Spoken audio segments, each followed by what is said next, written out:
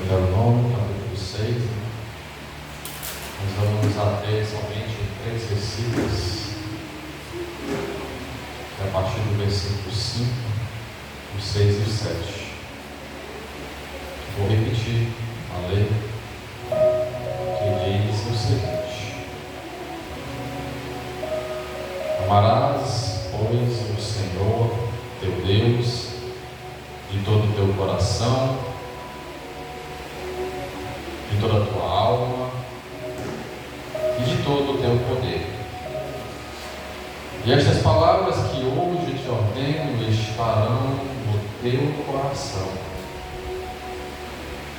e as intimarás, ou a tradução diz, inculcarás a teus filhos. A passagem que temos, Deuteronômio 6. E as intimarás a teus filhos, e delas falarás assentado em tua casa, e andando pelo caminho, e deitando-te e levantando-te.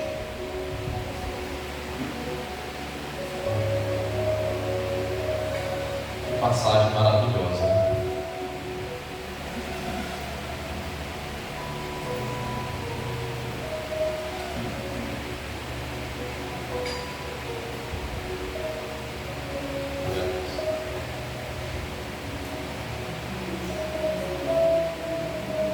Versículo 5 de Deuteronômio é um dos versículos mais fundamentais das Escrituras. Porque vou repetir: amarás, pois, o Senhor teu Deus de todo o teu coração, de toda a tua alma e de todo o teu poder. O entendimento? Outras versões têm entendimento, mas aqui tem, na minha versão, tem poder. Esse versículo é um dos versículos mais fundamentais das Escrituras, conhecido entre os judeus como, eles chamam o termo de Shema Israel, que é algo da confissão da fé do povo judeu. Eles confessavam sua fé através lendo esse versículo. E esse versículo destaca o maior mandamento, que é amar a Deus.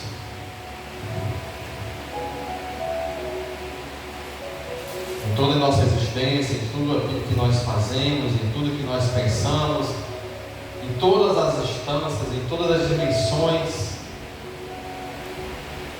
temos que amar a Deus sobre todas as coisas. E o próprio Jesus, ele confirmou isso lá no seu Evangelho, lá na frente, né? Ele confirmou e reafirmou essa ordem. Está lá escrito em Mateus 22, se depois quiserem verificar. Então, vamos aqui meditar um pouco sobre esses 3 versículos. E a primeira parte seria amar com o mandamento de Deus. Amar a Deus não é uma opção, é um mandamento de Deus.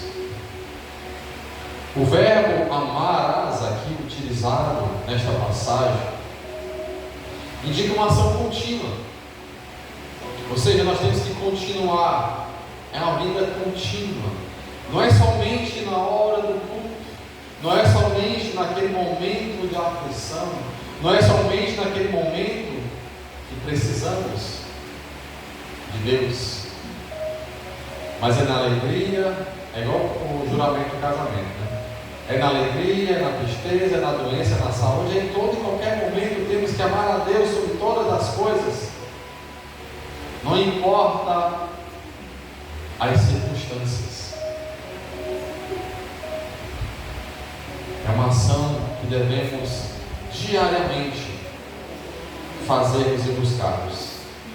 E este amor, ele não é somente aquele emocional, igual o amor que despertou dentro do Márcio para com o irmão Paulo, ou os outros casais.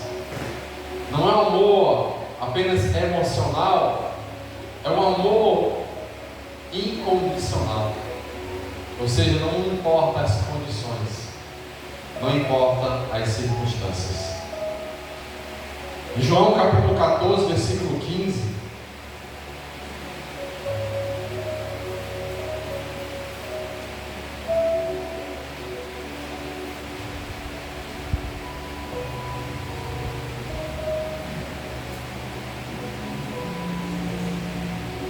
João 14, versículo 15, fala o seguinte: se me amardes, guardareis os meus mandamentos.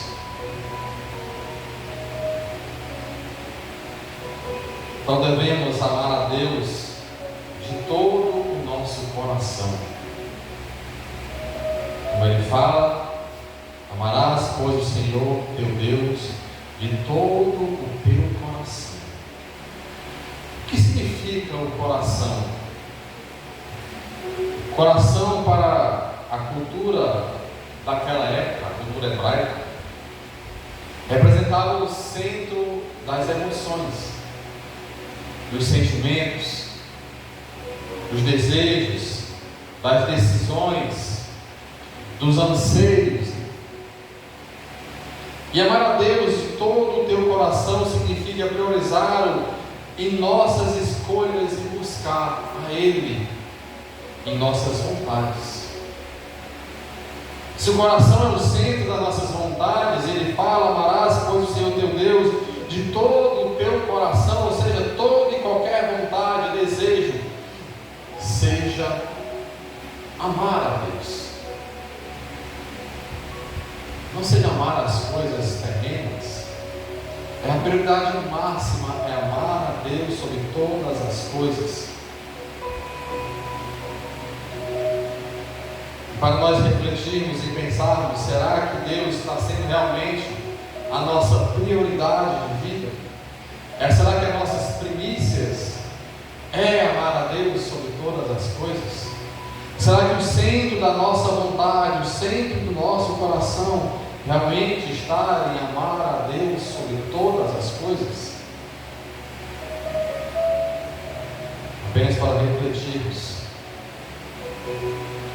E ele fala também: amar a Deus de toda a tua alma. E o que significa alma nesse contexto?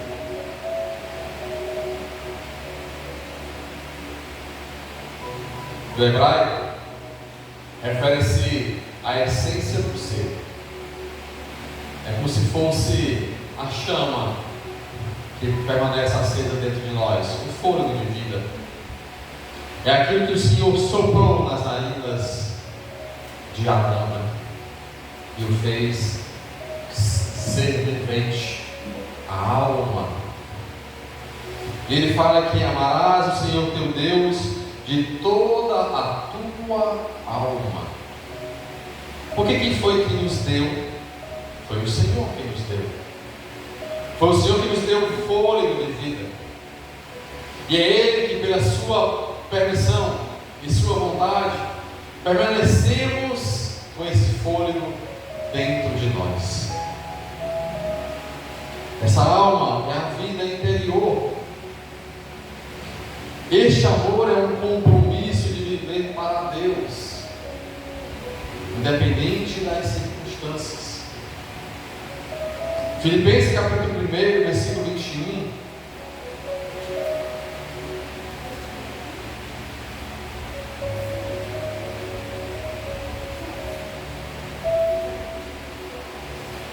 Diz o seguinte: porque para mim o viver é Cristo e o morrer é ganho.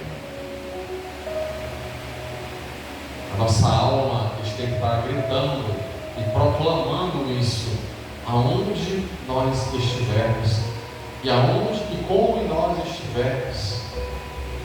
Porque para mim o viver é Cristo e o morrer é ganho.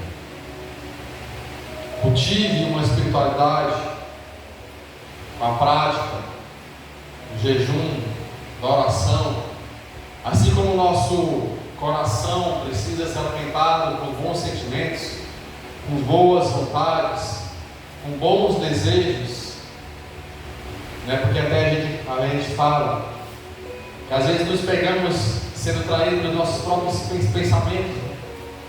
Vem coisas más em nossos pensamentos. Nós não podemos deixar isso descer ao nosso coração. Porque aí vem o que? Os desejos. Vem as decisões.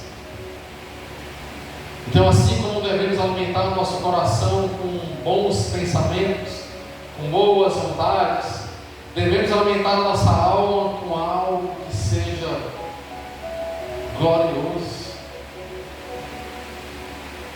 Jejum e oração alimenta a nossa alma, porque assim fortalece a nossa espiritualidade. A adoração, a comunhão que nós buscamos em termos como o Senhor, isso nos aproxima cada vez mais e isso fortalece o nosso interior.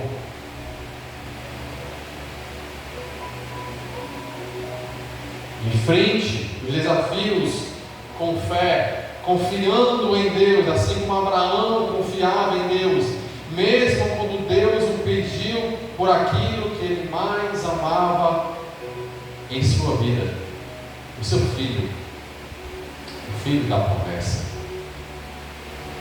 Mas em uma ação de fé, ele provou que amava a Deus sobre todas as coisas.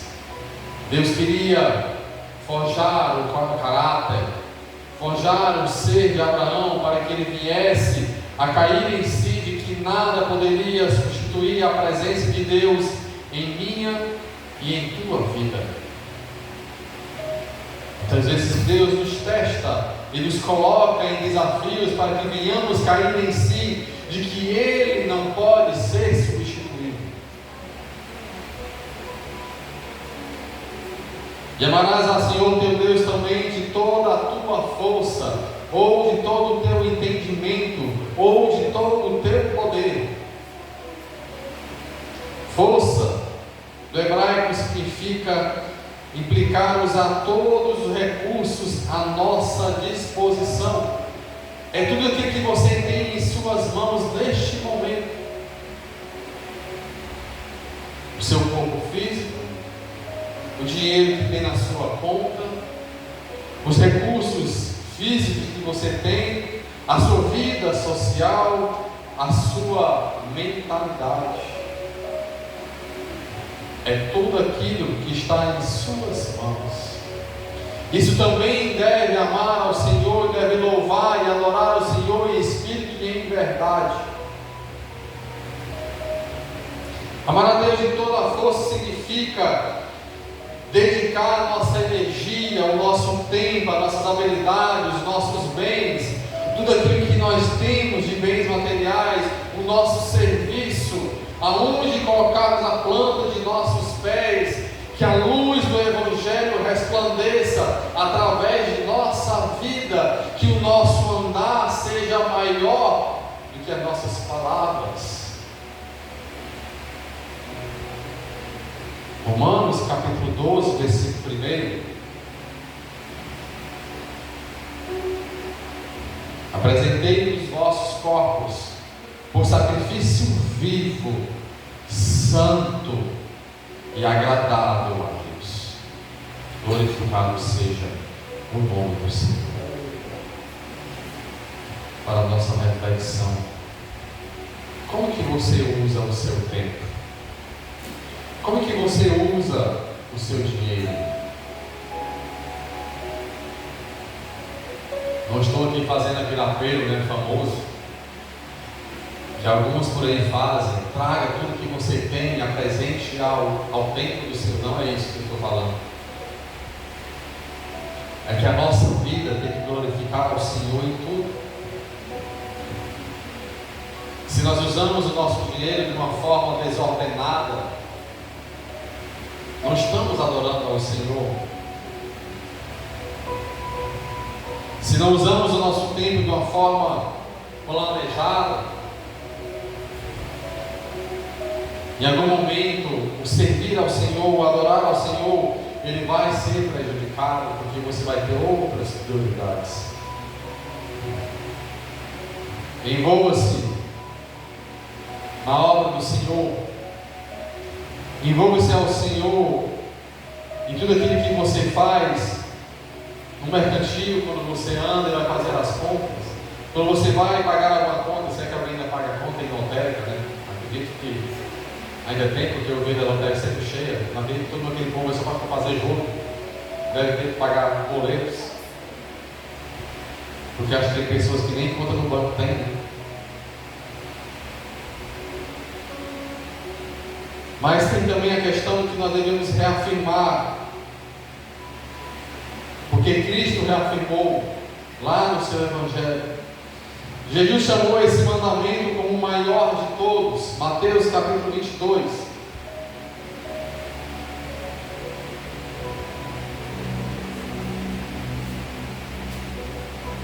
Versículo 37 e 38.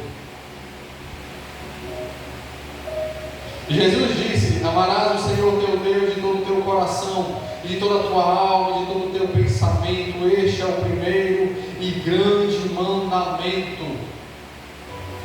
Foi o próprio Senhor Jesus Cristo que falou isso.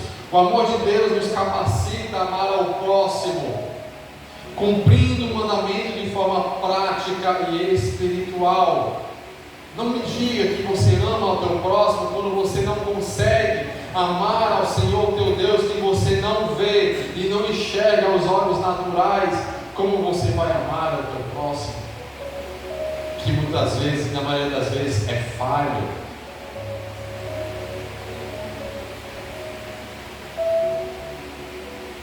Voltando para a passagem que nós lemos, agora no versículo 6 e 7, aqui é um chamado de Deus ao seu povo, para que não apenas obedeçam a palavra do Senhor.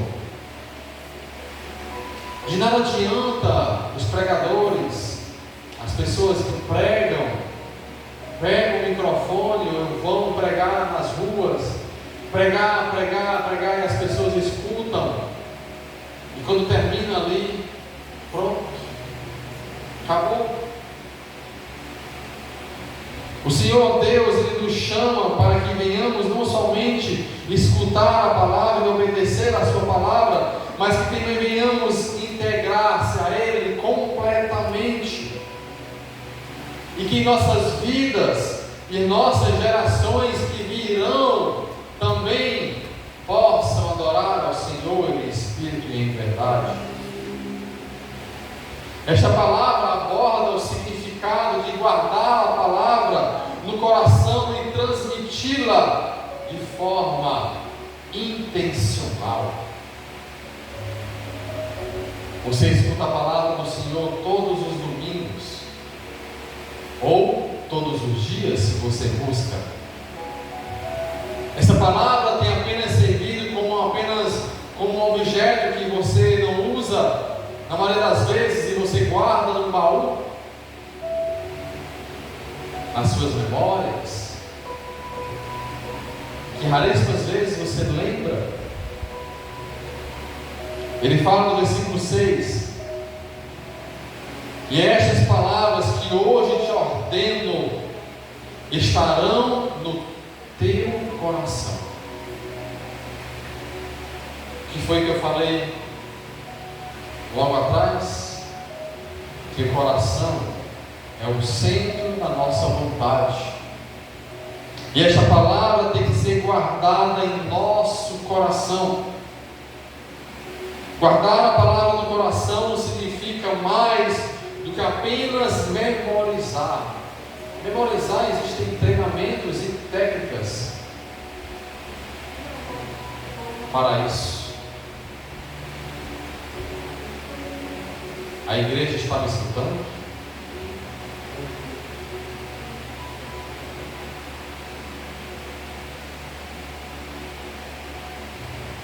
Salmo 119, versículo 11.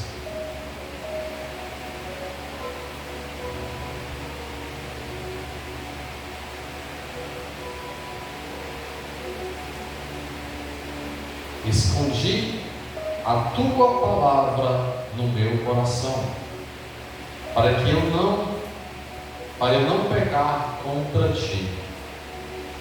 Guarde essa palavra em seu coração.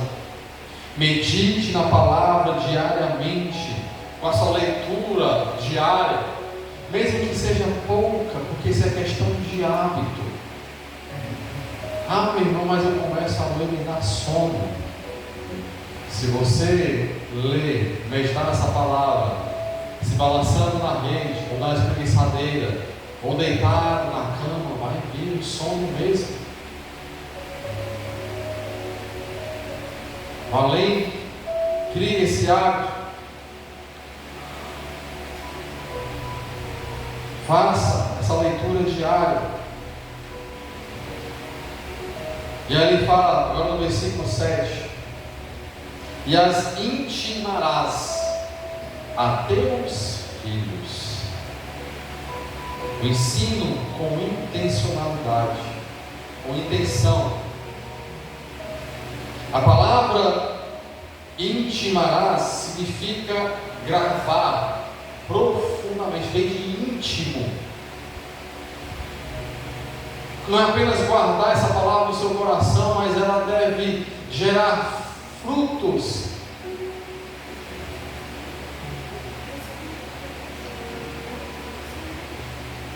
Efésios capítulo 6, versículo 4, que fala: e vós, pais, não provoqueis os vossos filhos a ira, mas criai-os na disciplina e na demonstração do Senhor. Isso é, nós devemos colocar na intimidade deles, no íntimo deles, esta palavra que é o Evangelho.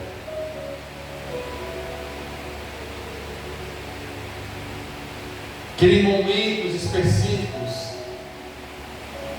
momentos onde você fala com aqueles que estão próximos de você, que você fala do Evangelho de uma forma leve e suave, como é o Evangelho.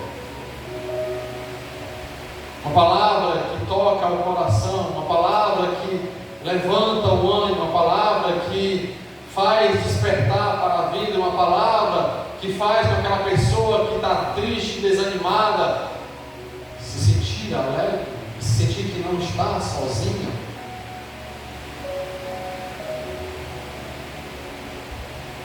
Seja um exemplo vivo.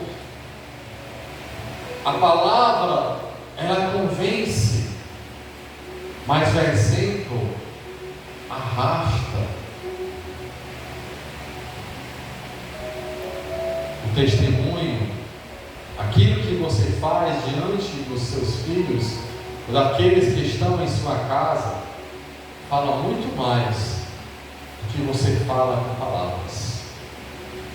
Aqueles que trabalham com a gente, eles observam muito mais aquilo que você faz do que aquilo que você fala. O exemplo é a maior pregação que temos em nossas mãos. Intimarás a teus filhos. Converse naturalmente sobre a palavra. Momentos que você tem de falar do Evangelho, não perca essa oportunidade.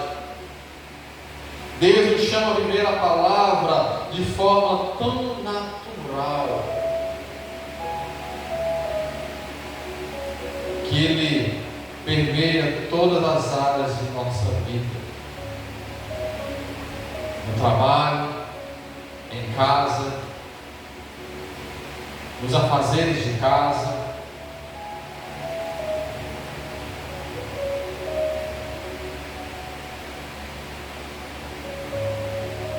Deus nos chama para viver dessa palavra de uma forma muito natural. O natural que é que você já está no automático. Você não tem mais aquele esforço, aquele sacrifício que parece ser tão doloroso servir ao Senhor.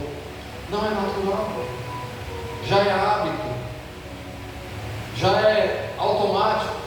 Assim como você respira, você serve ao Senhor em espírito e em verdade. Colossenses 3,16, que fala o seguinte: habite ricamente em vós a palavra de Cristo, instruí-vos e aconselhai-vos mutuamente em toda a sabedoria.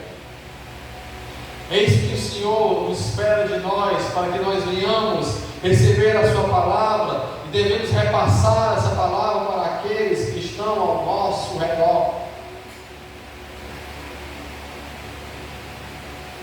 Use situações cotidianas do nosso dia a dia para ensinar os princípios bíblicos. Mas lembre-se, não somente com palavras, mas aquilo que pregamos tem que estar conforme os nossos comportamentos. Compartilhe testemunhos de como Deus tem agido em sua vida, seja na escola, seja no trabalho, seja na rua, seja em qualquer lugar. O nosso testemunho tem que pregar o Evangelho. E por que eu trouxe essa palavra para o culto de família? Porque o inimigo ele tem atacado de uma forma muito pesada contra a família. E hoje é o Dia Mundial da Família, Dia Nacional da Família, Dia Mundial da Família é dia 15 de maio. Mas o Dia Nacional, Dia da Bíblia. Então, é um dia que a casa do Senhor vai estar cheia para ouvir o Evangelho. Como iremos, como diz aquela passagem, como pregaremos se não tem a quem pregue? Mas tem muitos que pregam, mas as pessoas não querem mais ouvir a pregação do Evangelho. E quando escutamos a palavra do Senhor, temos que guardá-la e processá-la, igual fazemos com os alimentos. E o alimento, quando nós comemos, ele passa pelo processo, para tirar tudo aquilo que é necessário de bom, para dar energia, para dar o sustento para o corpo físico. E a palavra do Senhor, quando a escutamos e a recebemos e nos alimentamos dela, devemos processá-la, para que ela venha gerar bons frutos, para que ela venha gerar em nosso coração a boa, perfeita e agradável vontade do Senhor, e não a nossa vontade. Glória a Deus. Mas como nos alimentarmos se não escutamos, se não meditamos na palavra do Senhor? Como iremos fortalecer a nossa casa se não nos alimentamos e não estamos supridos da verdadeira e necessária energia e força para que venhamos lutar por aqueles que tanto amamos, contra aquele que tanto tenta e peleja contra a nossa vida? Valorize os momentos que você tem para pregar o Evangelho, valorize os momentos que você tem em família para reforçar os ensinamentos bíblicos. Momentos agora que nós teremos no final do ano, os festivos, onde muitos às vezes se desviam e vão para esse mundo afora, porque querem festejar. Mas se chegamos ao final deste ano, quem foi que nos trouxe até aqui? Quem foi que nos guardou até aqui? Quem foi que guardou a sua casa até aqui e que te proporcionou uma ceia, um banquete em sua casa? Que não deixou faltar o pão, que não deixou faltar a sua casa, o seu lar, a sua proteção. Que venhamos agradecer a Ele primeiramente, porque foi Ele que nos guardou e nos trouxe até aqui. Esta palavra nos desafia a viver uma fé autêntica, não uma fé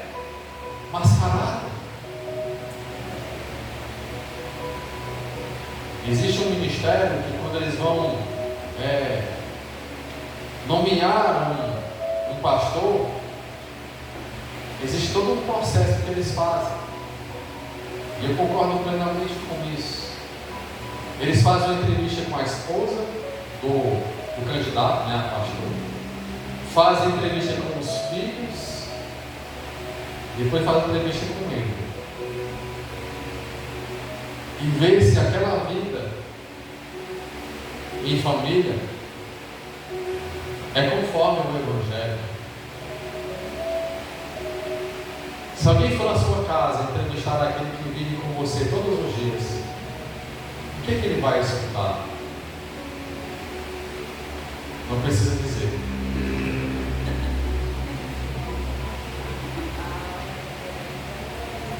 Mas aquele que convivemos todos os dias, eles nos conhecem muito bem. Mas lembre-se que aquele que te criou, ele te conhece melhor do que até você mesmo.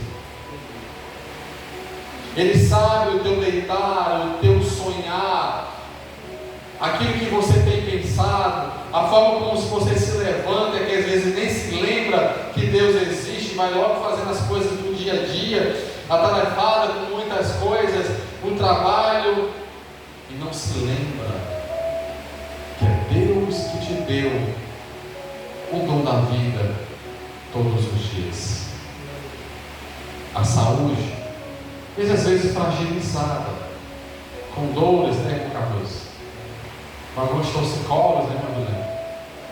Mas mesmo com esses problemas, mas é Ele que mantém esse coraçãozinho batendo para a honra e glória do Senhor. É como se cada batimento fosse um clamor a Deus, uma fé autêntica, verdadeira.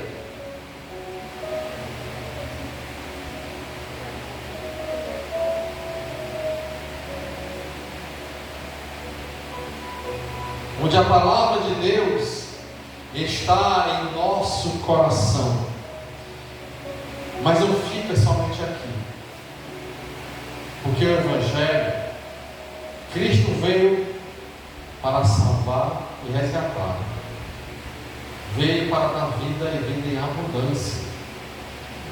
E Ele não veio somente para aqueles 12, Ele incumbiu a cada um deles para pregar o Evangelho, para espalhar o Evangelho a toda e qualquer criatura. E não devemos guardar essa palavra somente em nosso coração, mas devemos transmitir ela a toda e qualquer criatura, para aqueles que estão ao nosso redor. A fidelidade em guardar e em transmitir a palavra transforma vidas, transforma famílias e transforma comunidades e transforma cidades, transforma nações e transforma uma humanidade. Como disse em Romanos capítulo 12, ele diz lá,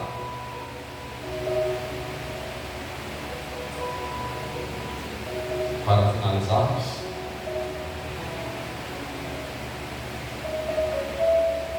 rogo-vos, pois irmãos, pela compaixão de Deus, que apresentei o vosso corpo em sacrifício vivo, santo e agradável a Deus, que é o vosso culto racional. Olha a fé autêntica. E não vos conformeis com este mundo, mas transformai-vos pela renovação do vosso entendimento, para que experimenteis qual seja a boa, agradável e perfeita vontade de Deus. Comprometa-se a reservar um tempo diário para meditar nessa palavra. Comprometa-se para você ter aquele momento íntimo com Deus.